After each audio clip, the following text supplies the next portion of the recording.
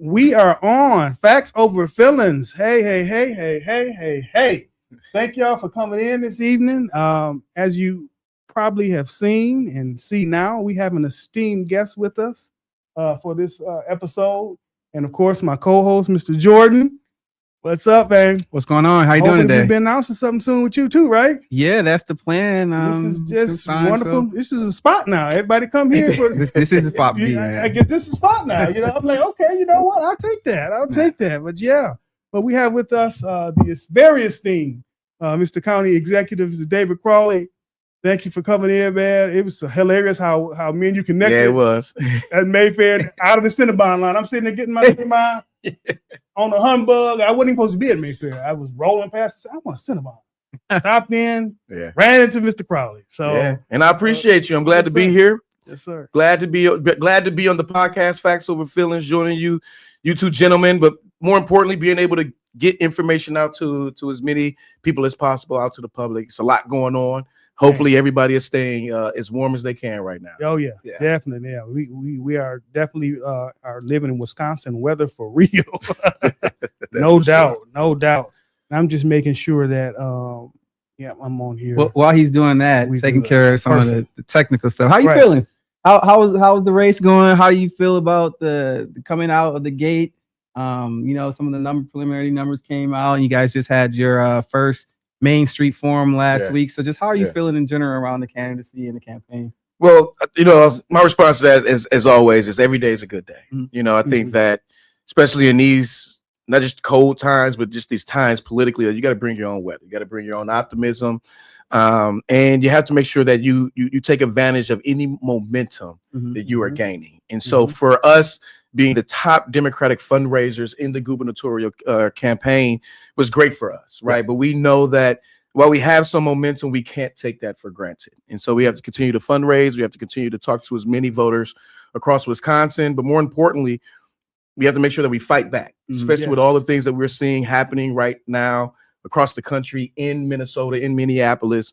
But more importantly, as we fight back, particularly for us as Democrats, we got to put an agenda on the table, because I would say that I'm not just frustrated with who's occupying the White House. I'm also frustrated with the fact that we have not been able to galvanize our base. We haven't brought those lost voices back into the fold. When you think about young people, some people of color, as well as independents, and really focus on what we believe the future should hold for our entire country and our state. And that's going to be very unique with my campaign, being the only one who served both in the state legislature as well as actually running government. You come with receipts. Yeah. Hey, man, this is a part of the job. It's a part of the job. Yeah. And I think that's a unique perspective to actually come from, with saying, well, hey, I ran one of the largest counties, in the state. Yeah. The largest county. The largest. Yeah, actually not one of the largest. I have a state governance experience with working in the state assembly. You got some receipts that you can definitely, rely on and tell folks, hey, I'm running. This is why, and I've had this to prove why I'm a candidate and a good candidate at that. And I would even go further than say, I'm also from this community. Yes. Born and raised, 23rd and Burleigh, 53206 zip code, Our Avenue, Meck Middle School, Bayview High School. And so I am of this community. I'm a son of this community. And that's why, it's extremely important that as I talk about becoming the governor for all of us, that folks out there understand it's going to take all of us in order for us to make it happen as well. So, this is an all hands on deck moment, and we can't squander it. And this is that time where we go big, we go bold, or we go home. And that's the type of leadership we need right now.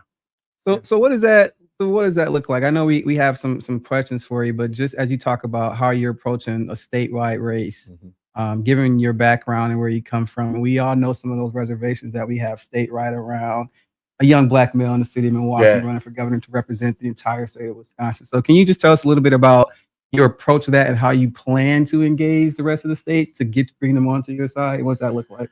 Well, first and foremost, it's getting comfortable being uncomfortable, right? And because, you know, I'm the Milwaukee County executive. I represent 19 different cities and villages. They have all their different perspectives, and the diversity of our state is right here in our own backyard.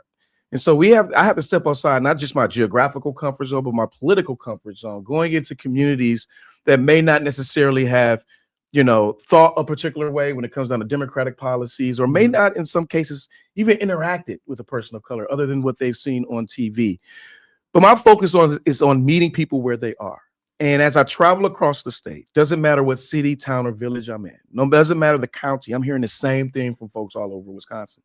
It's the affordability crisis. Costs are rising on everyone. The rent is too damn high. Utility prices are rising. Grocery prices are rising. Childcare is obsolete in so many communities across the state and very expensive. And then in some cases, it's actually cheaper to actually go to UWM and spend on your education out of pocket than to send your child to childcare. Right. And then you compound healthcare on top of all these things. People are struggling. And I want folks to know that when I think about my background and where I come from, you know, it wasn't always, you know, sunshines and daisies, right? It wasn't always great things. I come from a place where struggle was a part of daily life, but I also come from a place where I was surrounded by people who actually believed in me. I had mentors, I had teachers, I had neighbors who believed a kid like me deserved the chance. And so I'm running for governor to make sure that no matter where you live in Wisconsin, every person deserves the right to write a similar story like mine. And so this is about making sure that we can pass policies that when the tide rise, all the boats rise, because we all need to benefit. We can't continue to have these win-lose situations in politics these days. We can't afford it. Yeah, definitely can't afford it. Man, that's so true, especially like in the climate we're in. Like you said, we got to go all in. Yeah, we definitely have to go all in right now. I do have a question. And I'm gonna go not local right now. I'm gonna put you in the hot seat now. Hey. I'm running for governor. I'm always in the hot seat. just a little bit. And this is national, because as we've seen, everyone have seen the video of the killing. I won't say killing. That's what I saw of, and I forget his last name, but it was Alex Freddie. And then we saw the young lady before that. Good. By these ICE agents. With the current Trump administration unleashing of ICE agents in specifically in liberal-led cities, as governor, what would be your plan to keep Wisconsinites safe from federal overreach? Man, I mean, let's break down just that question, right? Because never would have thought in my lifetime that we'll be having conversations as citizens of this country, asking ourselves, how do we protect ourselves from the very government that we actually elect, right? Right? And it's unfortunate that we're in this situation to where we're seeing law enforcement, federal agencies descend on communities, right? Communities, they're not asking, how can I help you? They're not asking, how can I make things better for you? They're coming into your house, our house, and saying, this is how we're going to clean it up. Now, I think all of us would say you never walk into somebody else's house telling them what they need to do. Absolutely. Right. And so this calls for a moment where we all this is an organizing moment, right? We have to organize as people. And so I would say that even as county executive, we're already having these conversations, right? We're talking with our local municipalities, our local police departments. We're talking to the sheriff. We're bringing our perspective, our lawyers to the room, as well as policy experts, to understand what can we do and what can't we do. And ICE is not here yet, correct? Well, ICE is here, right? They've always been here. They're not doing the same level of raids that we have seen happening in, for example, Chicago or Minneapolis.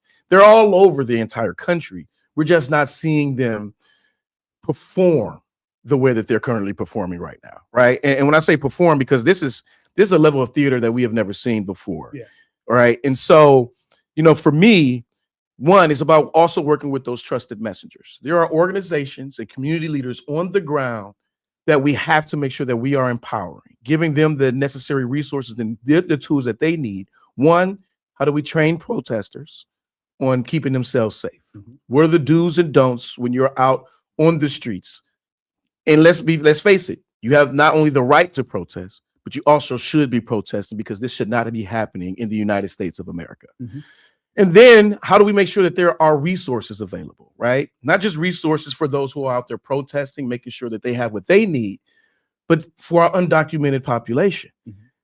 And let's also not forget, this also is affecting refugees who came here through programs that the United States brought them over. So I remember when so many Afghanis came over here to Wisconsin who are now being affected because the federal government has removed the funding from refugee programs that they actually sanctioned for us to be taken care of because they did something for us. And now we're breaking our promise to those individuals.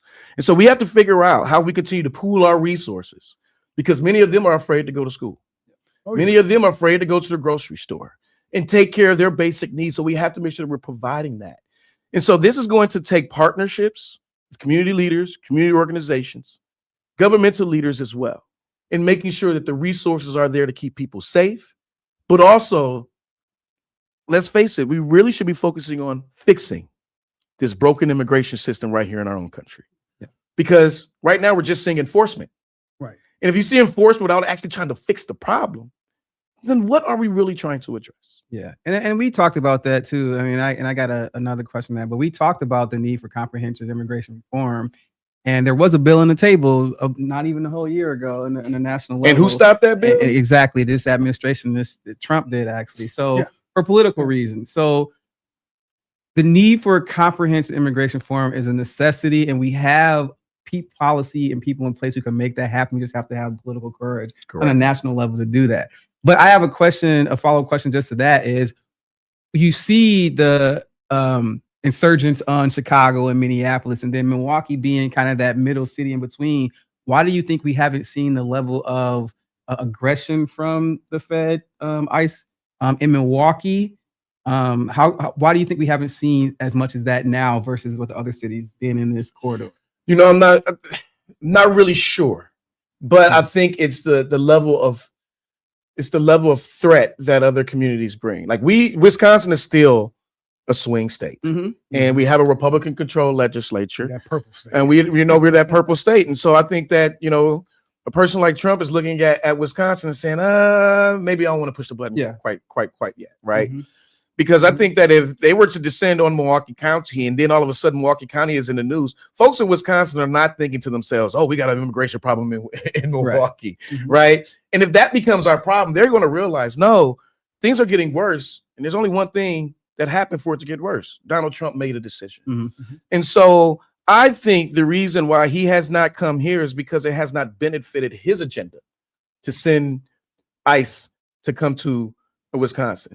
Because right. And so the reason why it's like, let's talk about Minnesota, right? The first thing that they were talking about was all these claims of fraud that was going on. And then you just had one of his secretaries who literally just said, well, we'll have ICE leave if you give us your voter data, right? Is this about voter data or is this about really about immigration, right? And so we as a people need to really hunker down and focus on what is the real goal that is trying to be achieved, and really challenge this administration when it comes down to that. But I want folks to know out there, not just as Milwaukee County executive, but as the next governor, you will have the tools, you'll have the resources, and you will have the energy needed to fight back against the level of tyranny we see happening right now in Minnesota. I love that answer. I think that we definitely need to be more united now than any other time. Absolutely. With this Gestapo-like unleashing of the government on its people. And I really do believe, and I've always said this, with y'all doing these, going to door to door, y'all going to Home Depot, pulling folks out from work. Are these really illegals that you guys are pulling out? Or, if they're criminals, illegal, right? These are not criminals. Right. If they're, they wouldn't be working at Home Depot. You know what I'm saying? They wouldn't be going to school. They wouldn't be going about their daily. That's not how that works. And I just really think that, as you alluded to earlier, this is just for show. A lot of this is for show, make a problem. It's to hype up a whole bunch of stuff that they want, that they claim they wanted to fix, and then they want to make it a problem. It's to instill fear on the population and to castigate this sense of power and control over the constituency, right? And I think that is probably the problem. I think it has an adverse effect because when you think about a strong man and how they try to exude this power, but it actually makes them look weak. I think that's what we're starting to see here. And unfortunately, it takes something like this for people to wake up and see it for what it really is. But it's scaring a lot of people. And I was scrolling down on Facebook and seeing one of my friends, they talking about her daughter was talking about writing some kind of essay, and then something happened. And then she asked her mom, like, well, if I say certain things, or if I say that I'm a Hispanic young lady, are they going to come and get me from school? Because they're seeing that on TV. So we are in a bad place, but I have to remind people that this is not new to American history. If you really just read or look up the history of the 40s and 50s, and before that, and during the slavery days, this is not new. And there's a playbook at hand that we could tap into as far as how to resist this. Yeah.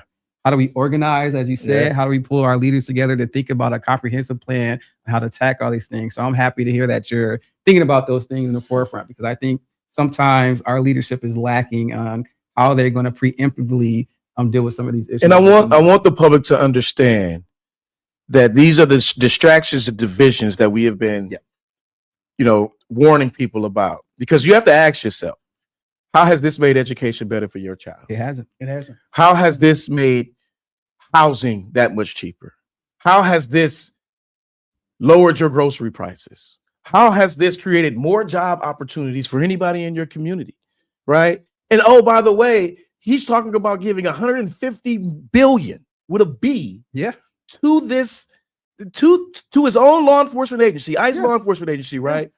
Which is more than every local police department's budget combined in the entire country. And they're taking from healthcare also. That's not be remiss on that. They're taking and education. Like we can talk about all the cuts going down the line. And so let's ask ourselves, right? Let's pull the wool from because it's like this is the Wizard of Oz behind the curtain. What the heck is really going on?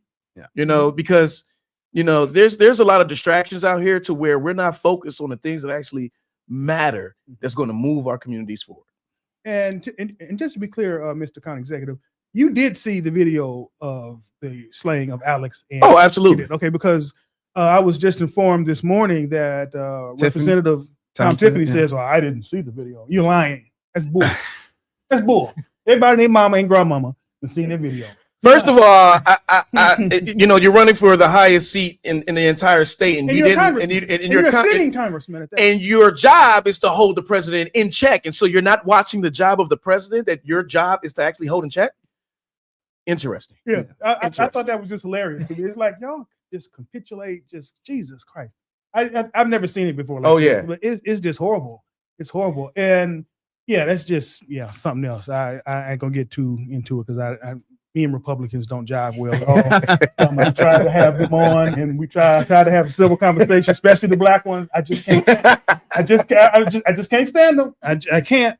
They are a different breed of individuals. Well, I want them to know I'm looking to be the governor for all of us. So that's my own personal opinion. It's not that of the county executive. Not reflective position. Right. It's not his. It's just me. But as the governor, but I do love that you said that, because as governor, yes, you will be their governor. Oh yeah. But also think and know that there are folks in my family who look like me, who think like me, who actually voted for Donald Trump, right? And that's because of their frustration. Their frustration with the party, because they don't know what we stand for anymore. And I think that's what we have to figure out as leaders. Is how do we galvanize those folks and really get those folks back into the party? And even if they don't come back into the party, vote for individuals that actually have your self-interest at the center of every decision that they're going to make. And they don't just give you concepts of things, right? or binders. right. Binders for the qualified woman. I'll never forget that one. Mitt Romney, 2012. I'll never forget that one. Binders of qualified woman. Yeah. So another quick question. I want to go local now. What would be your economic agenda, particularly for Milwaukee? Yeah. If you were to become, and I have to say this, and I wore this hoodie for a reason. I am Black History. I wore this for a reason, because if you were to advance in November and become the governor of this state, you would be the first African American governor elected. So what would be, sir, your economic agenda, especially for Milwaukee and the residents? Because Milwaukee is the biggest biggest city. Absolutely. A lot of funding from Milwaukee. The state funds off of Milwaukee. A lot of these counties and things like that would not be able to function if it was not for Milwaukee's funds that go to the state. Yes. What would be your economic policy? Well, one, I always tell folks, we know that Milwaukee is the economic engine of the state. And, it's hard to go across the state and state that without feeling like you're beating on your chest. And so I tell communities all the time, we do this in partnership, because when we are able to grow our economic input, our economic activity, that's a ripple effect across the entire state. When we do better, we all do better, right? And so when it comes down to Milwaukee County, it's really about, one, how do we continue to expand options and create more accessible opportunities for entrepreneurs. Here in the state of Wisconsin, we're one of the last states when it comes down to new businesses growing and starting up, right? And there are times when we may start a bunch of businesses, but they never make it to that 3 to 5 year mark. And so what I would like to do is, one, I would like to scale up my Building Bridges small business program. So we partnered up with the Wisconsin Economic Development Corporation. We got $200,000 from them.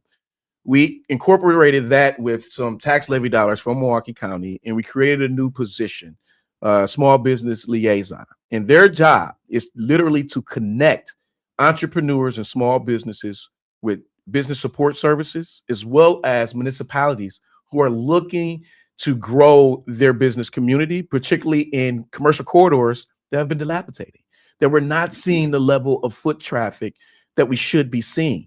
And so we've been able to help out 20 different small businesses across Milwaukee County, partnered with a local municipality, giving them dollars to help build in brick and mortar. Matter of fact, earlier today, I had an opportunity to do the grand opening for Plant Joys, the first vegan deli spot that we're going to have within Milwaukee County. Wow. Okay. And had to, give Amber Lee incredible kudos, because that's also contributing to our vision of becoming the healthiest county, right? And when you have opportunities to scale up those types of businesses, or you go to A La Mode, right, on MLK, who's providing healing circles, who is also a grant recipient, or being able to go to the All Good store, which is in West Allis, who is reselling vintage clothing, in a community where a particular building was dilapidated and was empty for almost 2 to 3 years. And so we need to provide more of those opportunities. But I would also say that we need to create a one-stop shop. If you're creating a business, particularly at the state level, you got to go to DOR, you got to go to the DISPIS, you got to go to all these the Department of Financial Institutions. You got to call all these different individuals. Well, in Milwaukee County, we believe in no wrong door, right? You shouldn't have to engage. No wrong door? No wrong door. No wrong door. Okay. You shouldn't have to engage with multiple agencies, right? There needs to be a whole of government approach. And so if you're going to call DOR for some assistance, we want to make sure we're wrapping all those other services around you, so you don't have to figure out where these landmines set at in order for you to figure out what's going to be best for your business. And so those are some of the things that we're going to do, but we also need to set up a pot of money, because we can grow our economy. We can bring in new technology. We can welcome new investments, all while protecting our environment. Also, making sure that we lower costs for working families and respecting our rich agricultural history that we have in our state, as well as the family farms. And so we have to provide those opportunities. And a lot of the times it's about how do we showcase ourselves also outside the borders of Wisconsin, with those who actually have dollars, who are looking to invest in new businesses every single day. No, that was good answer. That was good. Right, man. I really love that idea. Because I think investing in us is the best way to go, man. Best way to go. Also, I want to kind of, as an addendum to that question I just asked you, I believe the state has 4.2 billion in surplus. Yeah, it's going to be about a $3 billion surplus, and you can actually, if you include the rainy day fund, which is probably about another $2.5 billion. So, as governor, what would be your plans to take some of that money and try to invest it back into the state? What kind of plans would you have for that? Well, I think everybody always looks at the surplus and say, "Ooh, pot of money. How can we spend this pot of money?" But let's be very clear: it's one-time funds. And when you have one-time funds, you want to make sure that you're spending it in a way to where you can have long-term impact. And so when people ask me how you're going to spend the surplus, I don't even think about that surplus, right? Okay. I think about the fact that we need long-term strategies when it comes down to how we not bring in revenue for the state, but also how we spend money. Mhm. And so I am proposing putting together a blue ribbon commission and being at a local government, like the fact that I got to go to the state and ask for permission to take care of the things that people rely on, like parks, like county transit, like public safety. It is unfortunate that I have to go to Madison and talk to individuals who may not even been represented Milwaukee, never visited Milwaukee, yet wants to tell me all the things that I need to be doing, yet but has never asked a question. And so I think that if we put a blue ribbon commission together, you bring labor, you bring business owners, you bring local units of government, you bring academia, you bring taxpayers to the table. And let's have an honest discussion on how we tax, but also how we spend money. Because if we don't, and the last time we actually did this was before I was born. The last time Wisconsin took a comprehensive look at taxing and spending was the 80s, right? 1984. I'm 86. 86, So, 85. Okay. you know, so, and I think it was done in 84 by Tommy Thompson. Okay. Okay. And so how much of our economy changed since then, right? And we're still operating the exact same way. And so we have to innovate, right? But also because of you seeing the level of private investment that is also coming into a state like Wisconsin, how do we also leverage those investments for even more community benefit moving forward? But if we had to take that surplus, what can we do to continue to lower property taxes? What can we do to make sure that our schools is fully property taxes? Please. What can we do to make sure that our schools is fully funded? Yes. Because the reason why we're having conversations about taxes and school funding is because the state broke its promise when it came to helping to fund local units of government, and we have to fix that. Yeah. And I'm glad you said that, because my next question is going towards kind of MPS-ish. Seems like the state has attacked MPS and have taken a lot of funds over the years. And I believe it was over 800 something, or close to 800 something thousand million million funds from MPS. What would be your plan to ensure that MPS is continuing to thrive? Because I'm a product of MPS. I believe you are. I'm a product of MPS. I am a product of MPS. Yeah. Our owner of the studio and producer is a part of MPS as well, correct? Okay. Oh, St. Francis. Okay. Well, my son's St. Francis too, so I understand. Public school, right? Yeah. Yeah. Oh, yeah. Public school. Yeah. What would be your plan to ensure that that these attacks will not continue? Because I think education is key, especially in our local community, especially in Milwaukee. What do you think? It's not just MPS. It's all of our public schools across Wisconsin. They're all struggling every single day. And we know that because how many school districts have went to referendum, raised their property taxes just to make sure that their teachers and their students and their families have access to the resources that they need. And I would just say the only way to fix it, fully fund the damn public school system. Fully fund it, right? We used to do it at 2/3 funding. We need to get back to that. And it's not just the general purpose revenue that we're missing out, but how do we make sure we fully fund special education, right? Because our public schools are saturated because they don't get to pick and choose who comes into those buildings and required to take on those special needs. You know, and I know that there are people who are always saying, well, we just got to get rid of the choice in charter school. And look, you can't do that right now because even our public schools doesn't have the capacity to bring on these young people today. And so we have to strengthen our public schools. And we can only do that by working with each school district, fully funding them, and actually answering the call to the needs that they present to us every single day. And a lot of that always boils down to funding and how we can help with the curriculum when it comes down to reading, particularly reading. Yeah. Because we need to make that investment. We can't be behind. I never thought that I'd be like, I want to be like Mississippi right now because they're doing better on their reading scores, but I want to be like Mississippi because of how they've changed and turned on a dime and increased the reading levels for all of their students within that state. So I'm gonna tap into my nerdy policy side of me. This is what they get in the show, right? So how do you what's one way we look at, there's always an issue, especially on the other side, around how do we fully fund education? And you'll get into these legislative battles around the financing structure. So are there any innovative ways that you're just conceptually that you're thinking about on how we can tweak that formula or some different things on how we look at the funding structure of MPS? how do we get to fully funding school? Because the Republicans are going to say, we don't have any money. Y'all need to cut costs, blah, blah, blah. So, well, that's because they don't want to get rid of some of these tax breaks and tax credits that they're giving to some of the billionaires here in the state of Wisconsin. And this goes back to kind of like the Blue Ribbon Commission, right? Okay. We can take that holistic view, and I'm always willing to talk policy. I'm a policy walk. I love it.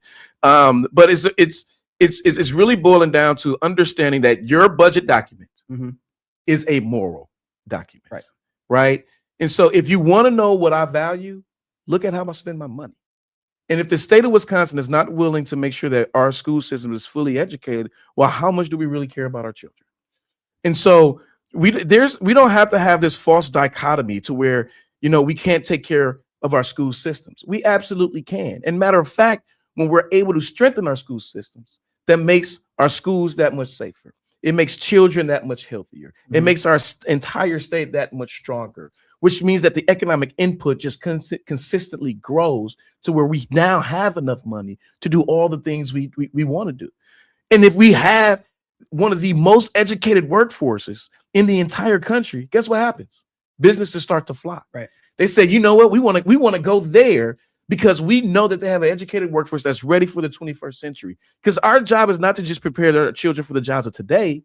We have to prepare them for the jobs of tomorrow too. And with the ever change and technology is changing faster than many of our infrastructure is, and moving faster than we are as people, we have to make sure that our children is not left behind. Yeah, and I like what I'm hearing is we are prioritizing our investment and we're focusing on education as a top priority. So we're going to invest dollars from the state level to specifically focus on those different things and whatever those programs look like. So, okay, yeah. I mean, I give you another case in point, right? Prior to this budget that was done at the state level, right? Milwaukee County, if we were sending one young person to Lincoln Hills, it was $420,000 for 1 year to lock up one child. Right. That's and they're 4.5 hours, 5 hours away from Milwaukee, which means that they don't have none of their family nor the support system that they need. And you think about that, right? If that's 10 young people out of Milwaukee County, that's $4.2 million. Can you imagine what I could do with $4.2 million? We created a Credible Messengers program. And 77% of the young people, Credible Messengers work with young people who have either entered the justice system or we're getting referred young people to make sure that they don't even touch our system at all. 77% of the young people who have been through that program have never walked back through our doors again. And you know what?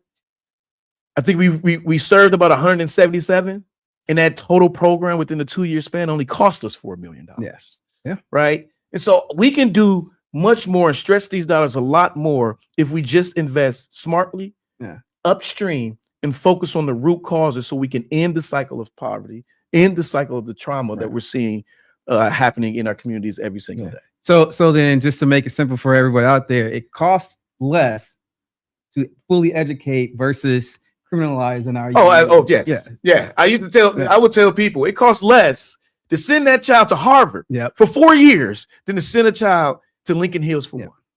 Yeah, that. So do you feel in the state of Wisconsin that we would need to look at some sort of criminal justice reform? Absolutely. And it's unfortunate because I think this is a Wisconsin problem because Republicans across the country have actually put forth criminal justice reform. I remember when I was in the state legislature, Grover Norquist came to the state capitol and he came and did a presentation. And for the first time, I thought something was wrong. I was like, I agree with Grover Norquist because he was focusing on criminal justice reform because we can't continue to spin our wheels locking people up and not giving the opportunity to actually contribute back to our society. Because once somebody is a felon, it shouldn't be a lifelong sentence. Right. It shouldn't stop individuals from being able to get employment and focus on themselves and being able to take care of their own family, right?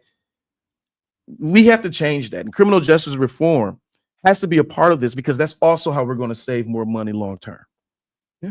And we can't keep using it as the mental health services that we should actually have in communities all across Wisconsin. Absolutely.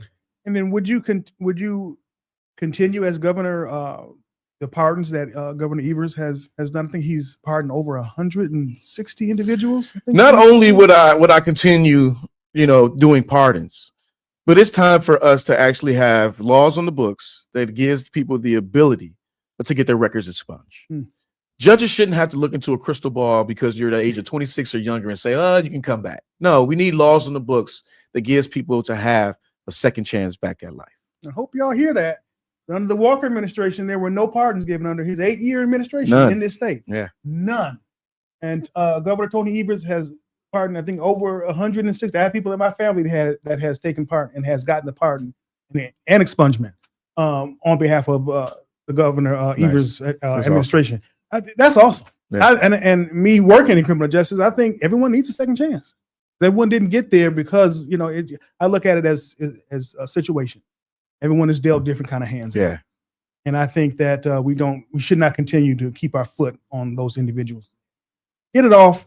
Let them have the second chance. Yes. And I think giving in doing that pardon, I think is a wonderful, wonderful thing for folks. Agreed. It gives them that second chance. So I love to hear that you will continue issuing those pardons. Oh, absolutely. I mean, so we have the community reintegration center is also under my purview here in Milwaukee County. And, one of the unique programs that we have is in partnership with MATC as well as Marquette.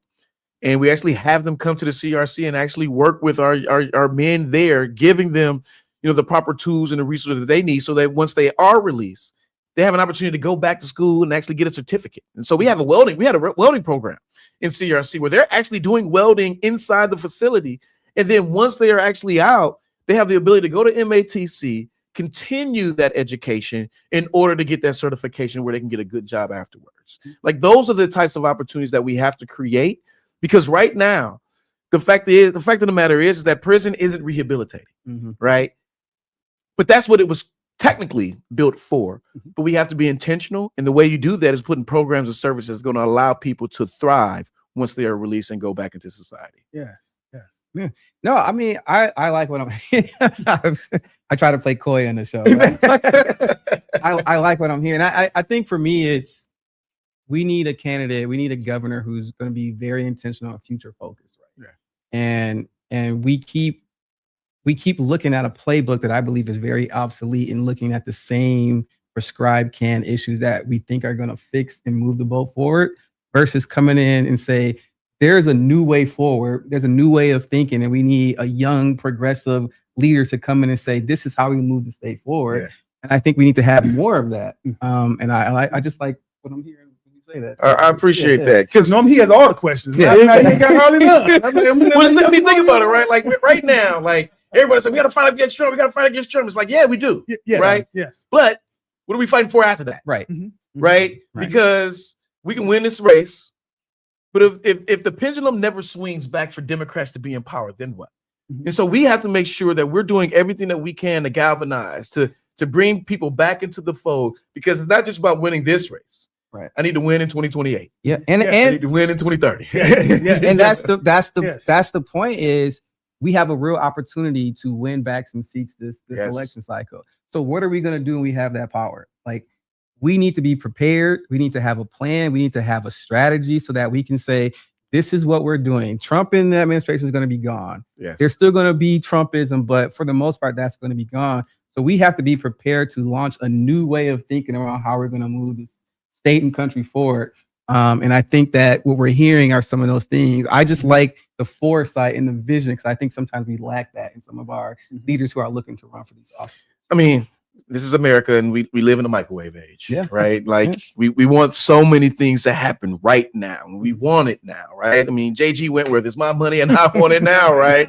And at the end of the day, like, yes, we need to make sure that we get certain things right now to take care of ourselves, but we have to think about the long-term strategies to make sure that we're not just surviving, but thriving and consistently thriving, to make sure that when I'm gone, my 3 daughters and everybody who's coming after me are going to be well taken care of as well. Right.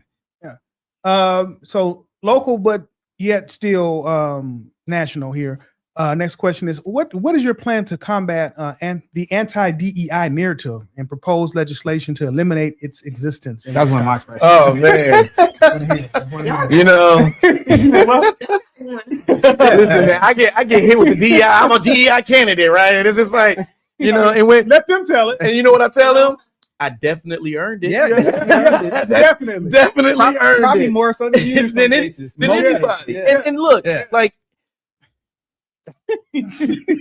Woo Salmon. Right. You gotta have them, man. because I dealt with this, right? Yeah. And Yes. as a matter of fact, I saw the hit your piece brother that Jeff got would going know on. a bit more than anybody Yeah. because Yep. at Milwaukee County we had the Office of African American Affairs, and we actually, prior to all of this, right, like before we even seen any of these attacks on DEI, we kept saying, okay, we need to broaden this, right? We want to, and so we actually changed the name from the Office of African American Affairs to broaden it to the Office of Equity, and we did that because, at the end of the day, there isn't money just for Black people, right? Right? I can't go to the federal government and just say, hey, I need money for my African American affairs. We wanted to broaden that because one, we focus on people with disabilities. We focus on seniors. We focus on youth. And we don't just have Black people in Milwaukee County.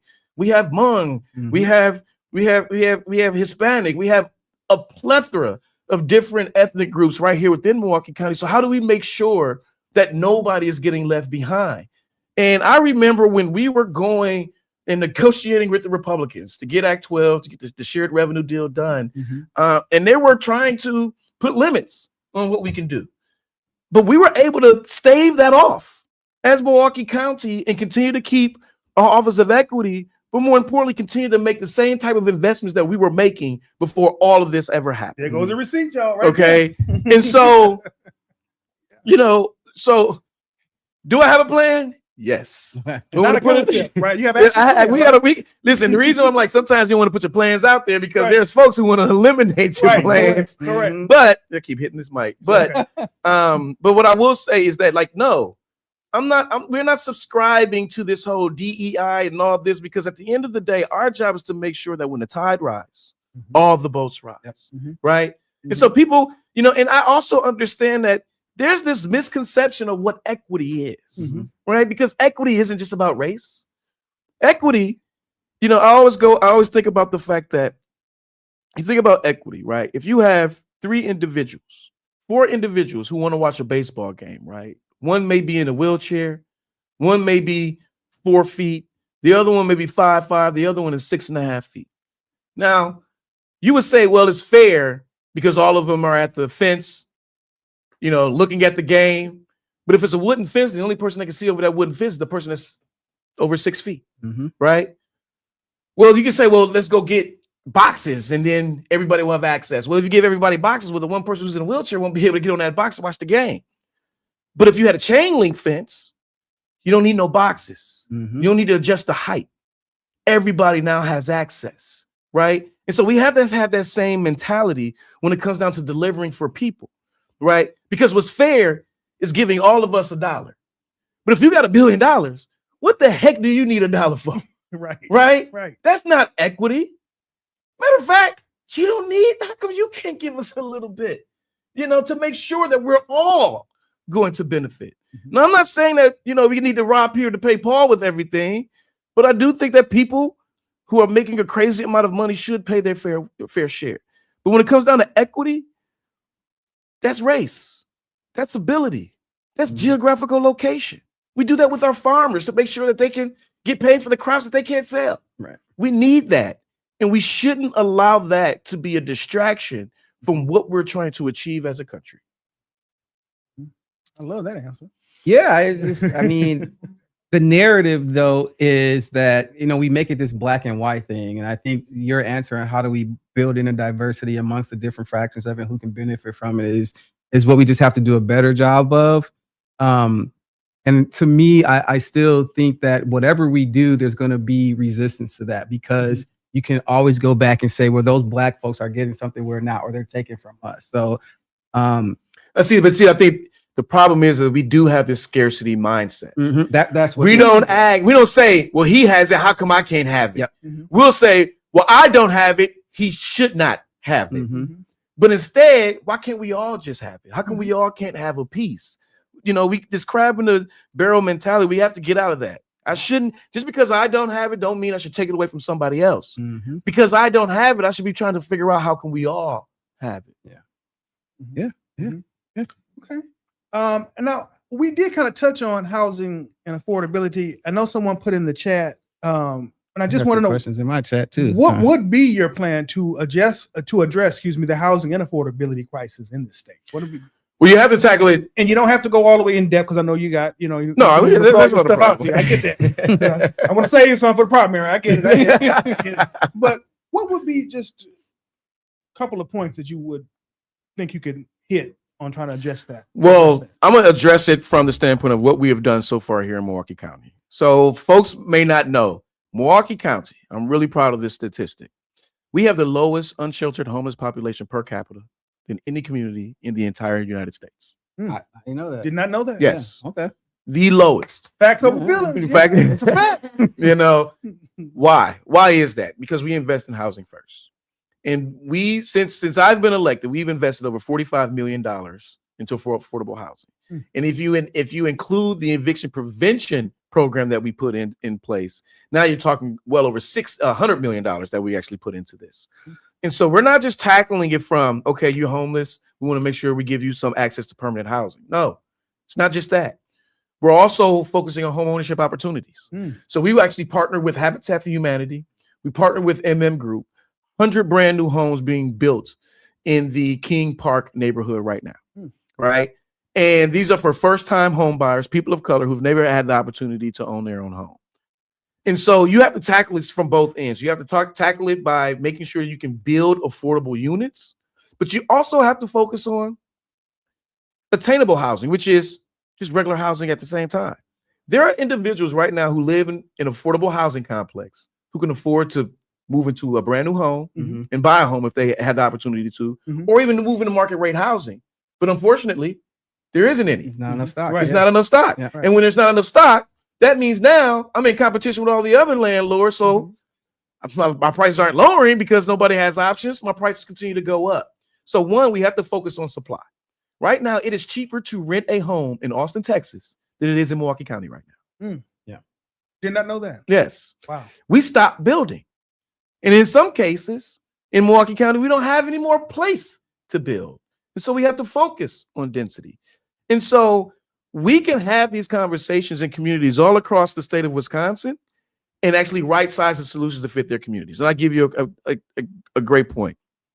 We got 7 projects happening right now in Milwaukee County, all in suburban communities. A place where like this was not happening prior to my administration, but it happens because we start going into places that's prior to us said, not in my backyard. We don't want this, right?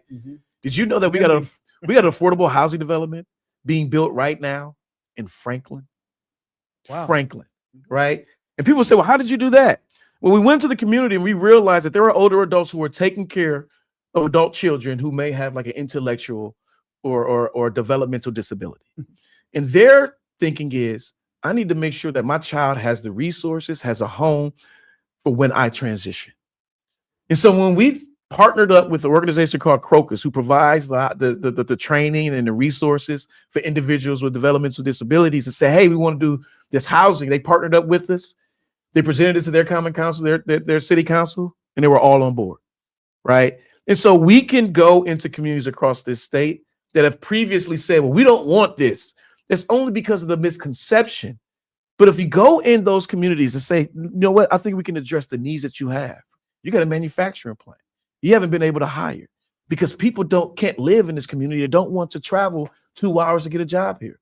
But if we can work with the municipality, infuse some state dollars, as well as leverage private investments, we can make sure that the economy in this community continues to thrive. And oh, by the way, because we just created a little bit more density, we can now lower the property taxes for everybody now, because now they're not being raised on you in order to take care of the services, because these costs are also rising on behalf of local municipalities. So, okay.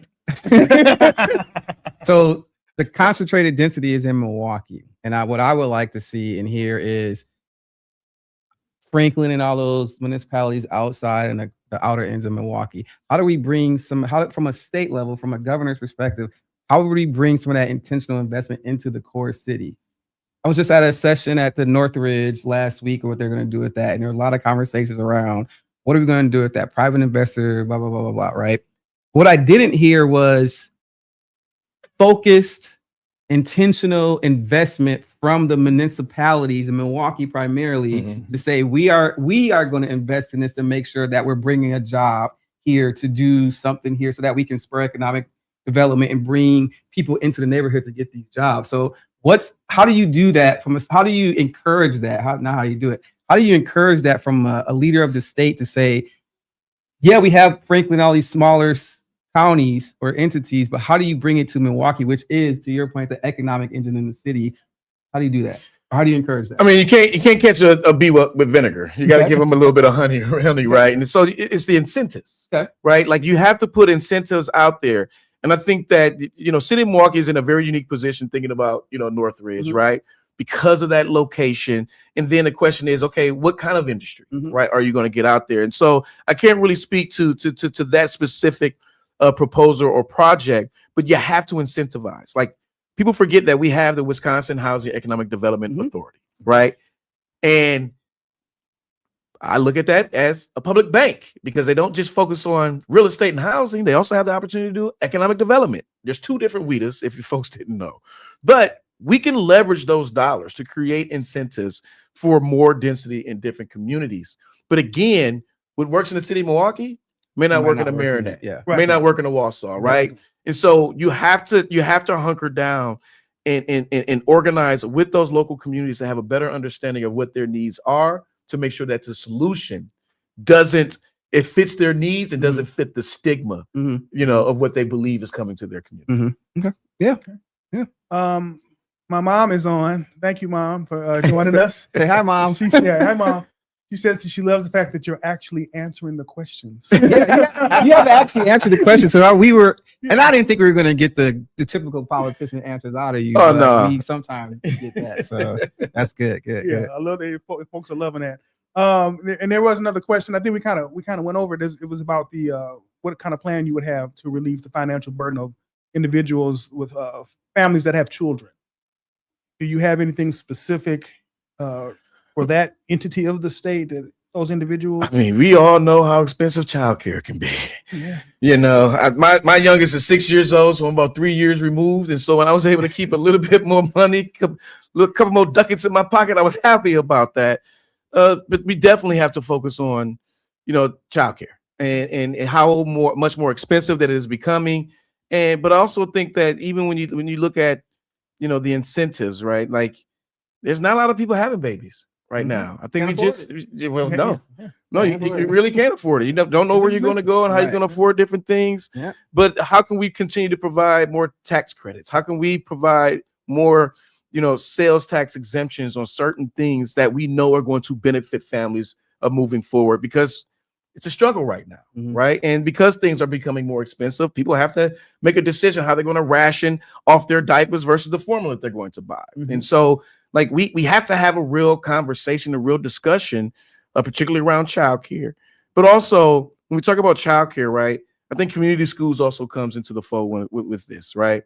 If you have a child, hopefully they should be in school, but also that school should also be a resource for that parent, right? That school may be the only community organization in some of these neighborhoods throughout the city of Milwaukee, throughout Milwaukee County, and across the entire state. And so how can we utilize these schools as hubs, right?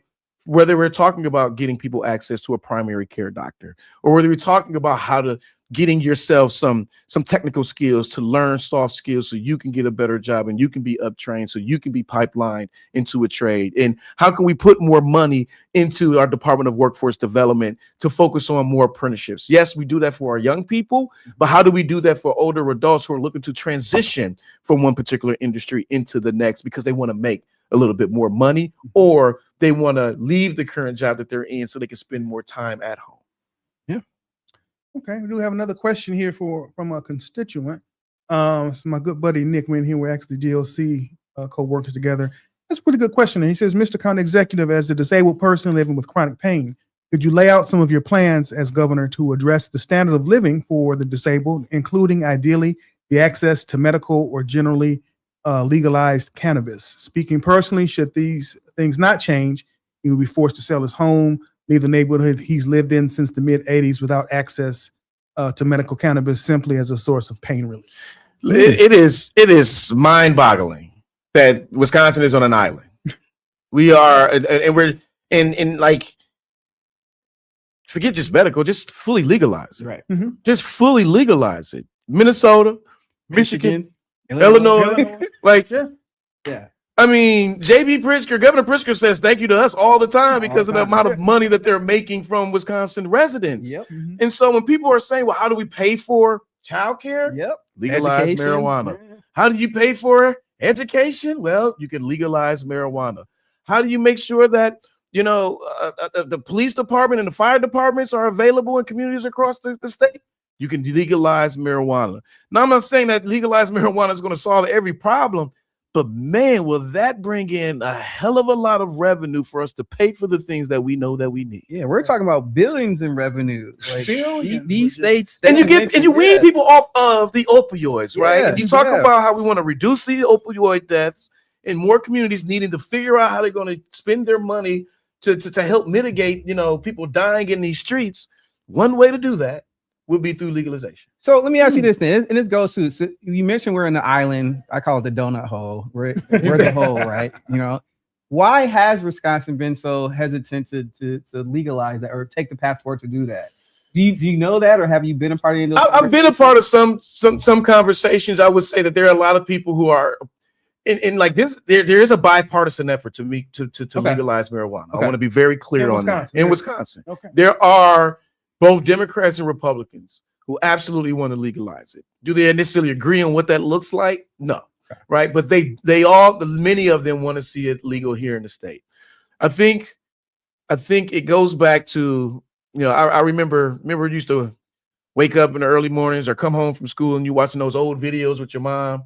And I used to watch an old sitcom with my mom called Dragnet. I don't know if y'all remember Dragnet. Dragnet. I don't even Dragnet remember was just, it was I'm older than you are. But it was this guy who was a detective, and it was a particular episode, and it put things in perspective for me. So where he was back in college, and he's hanging out with his college buds, and he's an older gentleman who's actually returning back to get his continuing education credits. But one of his classmates ended up having marijuana. He ended up arresting his classmates, and now he's in trial in class. And he said something that kind of put things in perspective. Outside of Milwaukee, when you travel across the state, in many communities, across Wisconsin, people don't just see marijuana. They see marijuana and, right? They may see marijuana and meth. They may see marijuana and cocaine. They may see marijuana and opioids.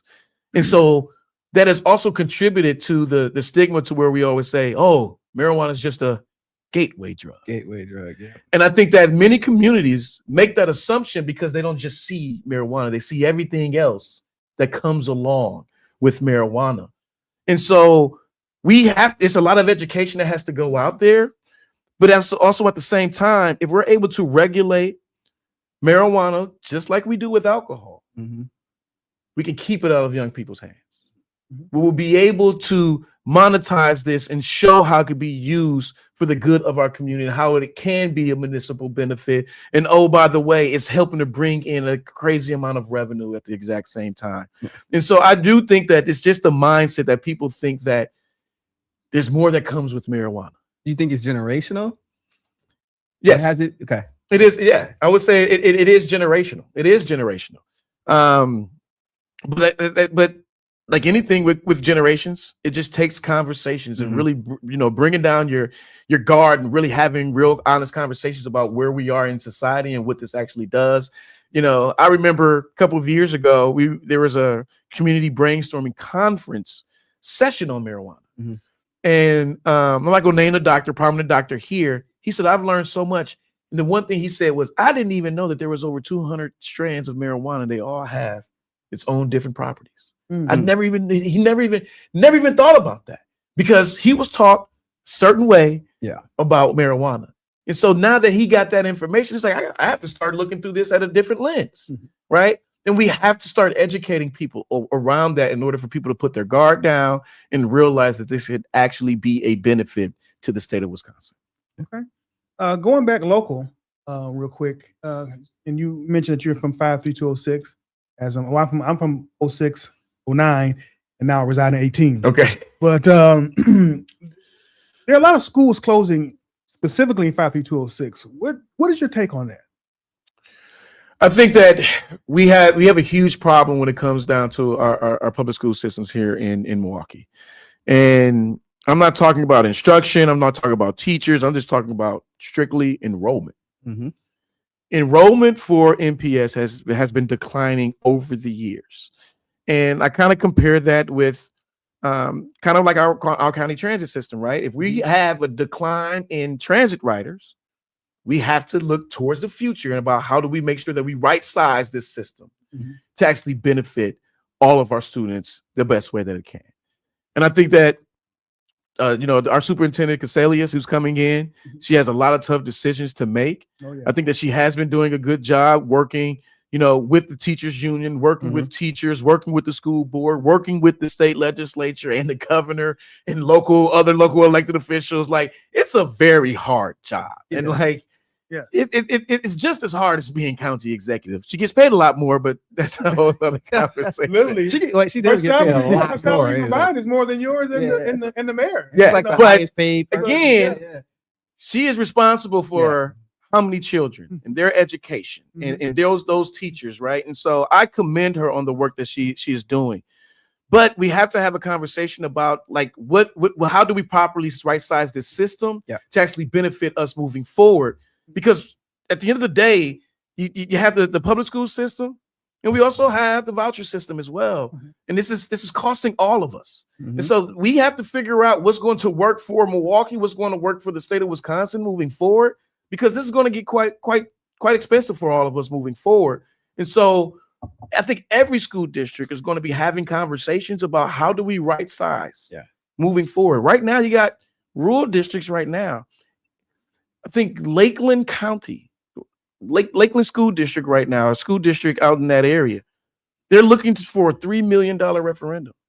If they don't get that referendum, they're going to have to dissolve their school district. The entire school Wow. district. Dissolve? You said they have to dissolve. They will have to dissolve the entire school district. And you've already had school districts who've already been through this and said, you know what, we're just going to combine with a different school district. So make sure that our kids have access to schooling, to education. We're up against that right now. And that's because the state broke its promise. Yeah. They're not fully funding our public schools. Yeah. And I just want to add to that. And you mentioned coined the phrase right size. And I think that's the right word to use. I like to say we need to get serious about how to reduce the cost of MPS too. Right now, you talk specifically around the buildings and we're closing some of these buildings. Some of these buildings, they're understaffed. The enrollment numbers are down. So we are fully paying for a fully operational school. We only have 25% of people in there. So we can't afford that.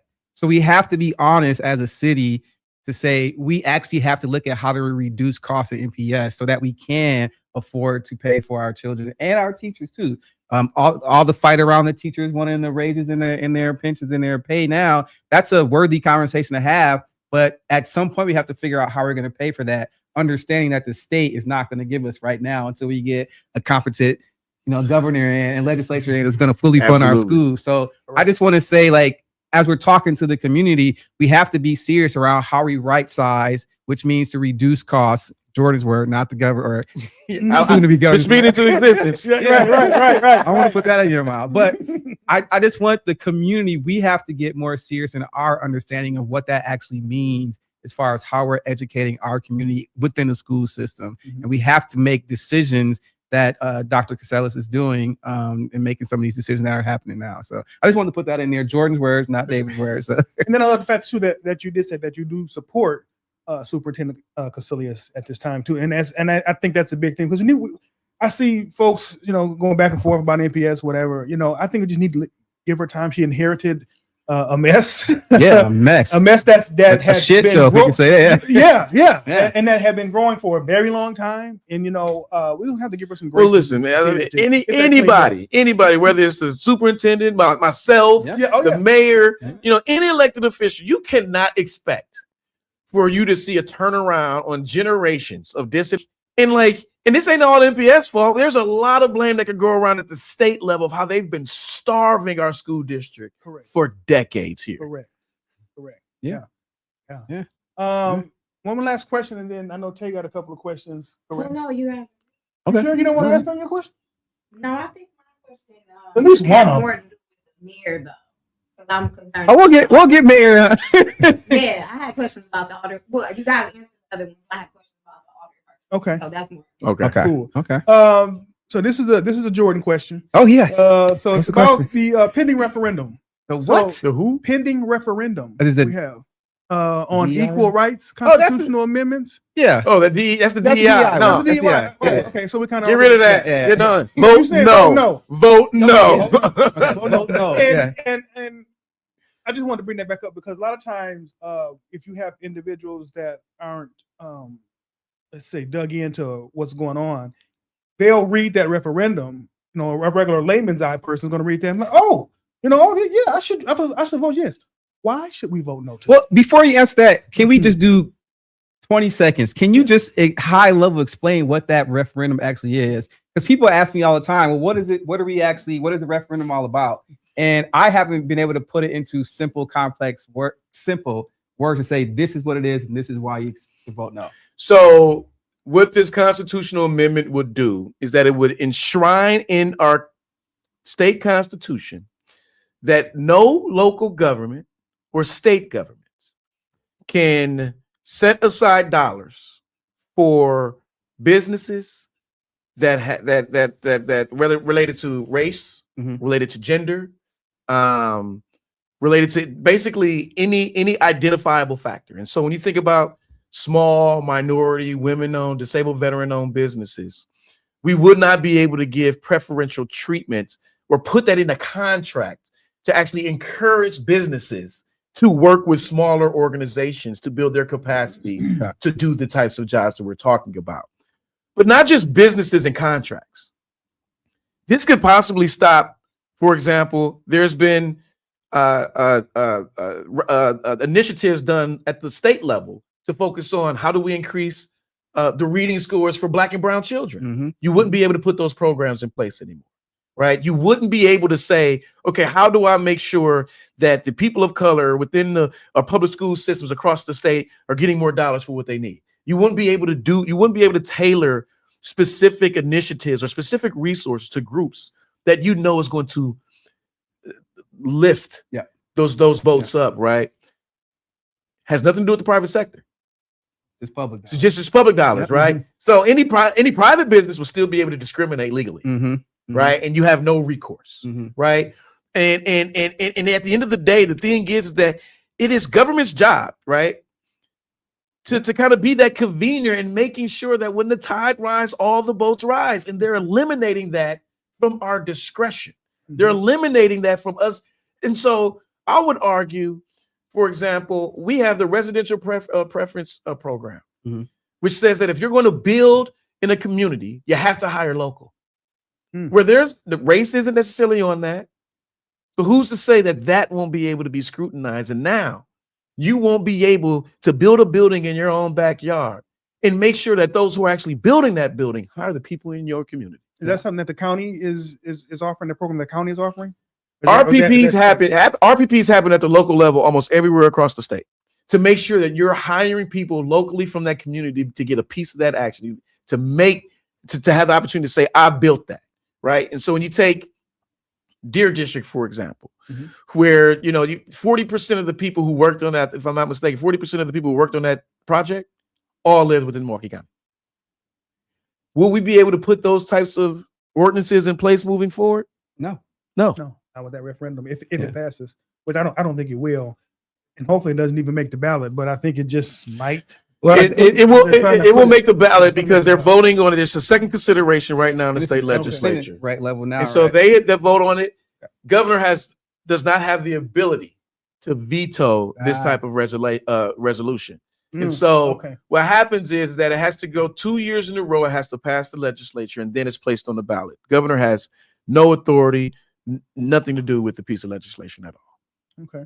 Yeah. Okay. Well, speaking of the legislation, and it's probably going to be the pretty much last question, unless you have. I got one question, not related to this stuff, but you want to wait? You want to do yours, or you want me to go first? Well, you do yours. Well, mine goes. So we're we're about to enter a new shutdown. It's kind of related to the ICE situation, and it's more national politics. But how would you, if you were asked as a potential governor of a swing state specifically, how the national Democratic leadership should, how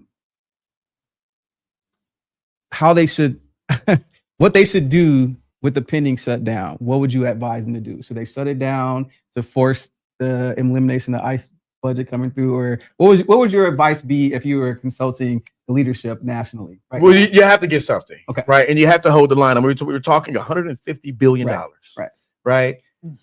More money than all of the local police departments across our country combined. Right. What can we do for education? What can we do around healthcare? What can we do around childcare? What can we do to help lower utility costs? I think there's so much that we could be looking at. And I'm not, because the other thing is that you also have to look at ICE. You have to put checks and balances on this unchecked police force that he is using as his personal goons right now, right? And you know that they have a problem because was it Bozino, whatever his name is? Now they're like, you got to go, bro. He going back to California. You got to get up out of here, right? All right. And now they bringing in the border czar. Yeah. You know what I mean? Which is ironic because shouldn't he be on the border? But And it's a made up term. That they tried to well, give anybody to Vice named President Harris. anybody that you want to call a czar, it makes me go, Yeah. But Yeah. What are you actually doing? What are you actually doing, Yeah. right? and so like no, they should absolutely be holding the line Okay. to make sure that there are checks and balances when it comes down to ICE, making sure that they just nobody should have full immunity. You got to protect the rights of not just undocumented immigrants, but of citizens who are born and raised here in the United States. But at the end of the day, we need a long-term plan. That long-term plan, we can't continue to just respond to Trump. Yeah. And so I want Democrats in the Senate to focus on what is the plan moving forward? What is the agenda? And the reason why I say what is the agenda is because things that we have fought for is now being hijacked. When I see President Trump talking about, corporations shouldn't be able to buy single-family homes, Democrats have been talking about that for decades. Yet you're going out there talking about it because we haven't been able to talk about it because we got to continue to respond to the idiotic stuff that is happening in our world every single day. Right. Yeah. You know, Yeah. and I think that right now we can respond, we can react, but what's going to bring people back into our party, what's going to galvanize the base, what's going to get people energized for the future is what are we proactively doing and fighting for when it comes down to the long-term success of our country. So in other words, Democrats need to fight. Oh, you have to fight. Okay. You know, but I always say this. It's not just about fighting back. Yeah. It's also about fighting for something. Yeah. Good. Yeah. Okay. So going to Madison, you will be, and I do hope and pray that does happen, that you are our next governor. Thank you. He shows no, like he's just. I'm first of all, He's I'm been Team Crowley since day one, by the way. And so when All day. When I heard the rumblings that you were looking around, I'm like, please, Jesus, I hope he runs. And then you made the official. I was like, oh yes, I'm just in total awe right now. I'm just in total awe right now. I'm just, I got this thing going. But, yeah, man. But going to Madison, we have a very divided legislature. Yeah. With the Republicans in control right now, in control. Excuse me. What would be your plan to attempt to work to get some of your policy agendas? Because we have to. Because a lot of folks don't understand that. Well, you say, "Oh, this person they went here and they ain't do nothing." Well, it's a lot more to it than that. You got to get people to pass bills and things of that nature. What would be your plan to try to work with some of those Republicans that are just, they are Trumpists to the end? I compare it to walking into a restaurant. We're at Sherman Phoenix, right? And when you walk into a restaurant and you are approached by your waiter, you're not having a conversation with your waiter about their relationship with the cook on what your food is going to be like. You order your food, they send it to the cook, and your food is hot and ready and hopefully delicious. How come our government isn't operating the same way? How come we're not delivering? Nobody asked me if I got along with my coworkers ever in life on whether or not I was going to deliver a product for them. But it only happens in government. Mm-hmm. And I'm telling you right now, doesn't matter whether we agree or not, things are going to happen. And I can say that because I've already done it. You know, as county executive, when I needed to bring not only the shared revenue, but I needed to do a $3.2 billion reform. Say that. Because our pension is the biggest weight around us right now. I worked with the Republican-controlled legislature to get that done. Yep. When it came down to getting that sales tax for the city of Milwaukee and for Milwaukee County, we worked with the Republican-controlled legislature to get that done. When I needed to get reimbursement for our highway patrol, because Milwaukee County is the only county in the state of Wisconsin that was responsible for its own highway patrol. Because across the state, State Patrol does that for every county. And when they write tickets, that community gets half of the revenue from that tickets. Milwaukee County, zero. Yeah. For 60 years, we got zero from the state. In this past year, this past budget, working with the Republican-controlled legislature, I got another $40 million. It's the first time we have ever been reimbursed for our highway patrol, which gives us more money to focus on the things that matter most, to where we can start putting up dollars to focus on our own capital projects, right? And so I know that I can get it done. I've gotten it done and did it while I was a state rep. I've done it as a Milwaukee County executive, and I will continue to do that as the next governor of Wisconsin. Yeah. And I honestly, I think that is your secret weapon. I think you have shown over your course and duration as a county executive, even in legislature, your ability to work across the aisle and meet people in the middle on making a deal. I don't think that the other candidates in this race have been able to shown that ability across the board to do it at the level that you have. So I want to give you kudos for that, and leverage that as much as possible as you continue to do. Yes. And you know, I wish you the best. I really do, man. Thank you. It's a sprinting marathon. The primary will be in August. The primary is in August. So I always tell people, if you are a voter, we need you to be a #1 fan. I got this from Judge Lena Taylor. February, April, August, November. Yep. That's how you remember when to come out and vote. And so this upcoming February, next month, we have local races, school board races, maybe some city council and county board of supervisors that are up. So pay attention to that. And then come this April, we have our state Supreme Court, which is a huge, big election. Huge. And then the most important election will be next for me, which is the August election. And so many of you may be saying, oh, we'll come out. He needs us in November. No, I need you both in August and November. So, and do you have any footprint in Milwaukee? Do you have an established campaign office yet here in Milwaukee? We have a campaign office. We haven't been launching any canvases or anything like that. But if folks are interested in engaging, being a part of this movement, you can visit my website, crowley4wi.com, crowleyforwi.com. You can sign up, you can volunteer, you can contribute, but we want everybody to visit that website, be a part of this movement, because it's going to take all of us in making sure that I'm the next governor of Wisconsin. You see why I've been Team Crowley? Did y'all see? Do you see why I've been Team Crowley? But man, I want to say thank you, man. Yes. Thank you for coming to our little organization here, man. You know, I appreciate it, man. Okay, our big organization. Hey. Oh, wait, do I have any questions? Oh, he said, give him his props. Sam said, give him his props. Okay. Appreciate man. So thank you. Hopefully, if your schedule permits, we would love to have you back on again, because I want to give you as much exposure as I possibly can to get your message out here, because I think it's one that will help Wisconsinites win. And I think your message, and not just Democrats, everybody. I think you have a plan and an agenda for the state of Wisconsin, not just black or white, everybody. Yeah. And I think that's what more we need to be talking about. Is my plan is for everyone. So I would just like to again say thank you, and thank you to your is that your campaign manager, Jorna? You can call her that. Thank you for. I'll be reaching out again. Is that who I go through? I go through Jorna. Okay, I'm reaching out to get you back on. She controls my life now.